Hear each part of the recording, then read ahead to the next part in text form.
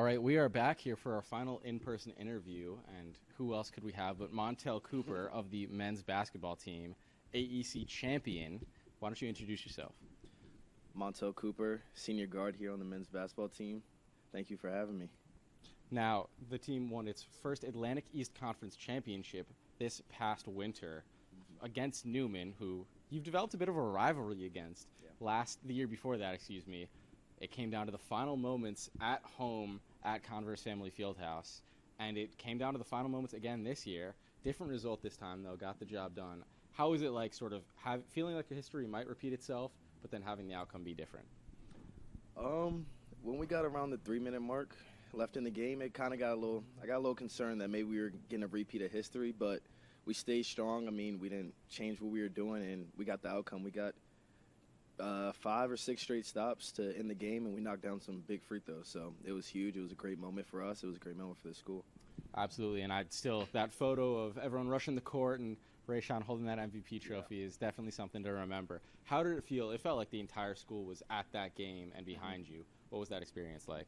I mean, the support was great. The gym was loud. Their free throws, they missed like 4 in a row because the gym was screaming. I mean, people rushed the court. People got trampled.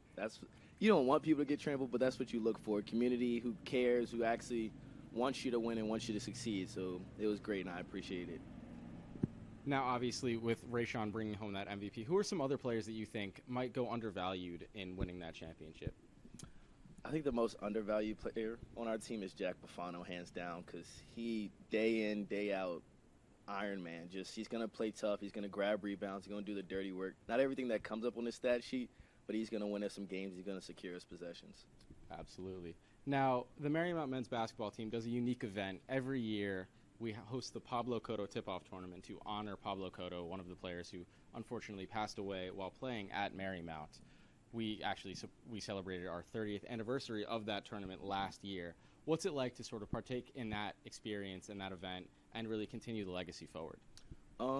So it's such sad news to hear. So to play that game and knowing like what it's for and what that tournament means, it means a lot. We haven't got the job done since I've been here and won the championship, so hopefully we can do that to secure the Pablo Cotto for Marymount and bring in the revenue and bring attention to this story. Now, we have upcoming our Hall of Fame and a bit of history repeating itself. That was our 3rd championship win this last winter season. The first time they ever won it. Head coach now is being honored at Hall of Fame on Friday. So isn't that exciting to have that history sort of be so close to home for Marymount men's basketball? Yeah, that's very exciting for us. And with homecoming weekend as well, are there any big names you're excited to see, any former teammates, anything like that? Any teammates I want to see? I hope Zay Reeves, Nick Reeves, maybe they can drop by, say what's up. And now you're entering your 4th year, your senior year, as a Marymount men's basketball player. How have you seen yourself grow and the team grow over that time? My mentality has changed a lot, where it's all about winning at this point. I want to create history here at Marymount, whether that's conference championships, national championships, doesn't matter. I just want to create history and leave this team in a better place than I found it. And I feel as a team, we've gelled so much. Our chemistry is great on and off the court, and that's really also the main part that I've learned from here is I have bonds forever, relationships forever. Have you seen yourself step into a leadership role over the last year or so? Yeah, definitely.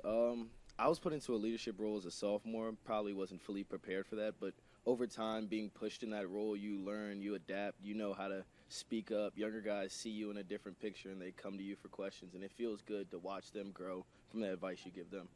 And finally, the season is going to get underway in November. Are there any names that we should know about that maybe weren't known last year but will be known this year? On our team? Yeah. Brian Etienne. I got a big season coming up from my boy. Shout out, Brian. If he picks up where he left off, he certainly left his mark throughout that postseason run. And if he can continue that, certainly an exciting player following in the footsteps of his older brother. Definitely.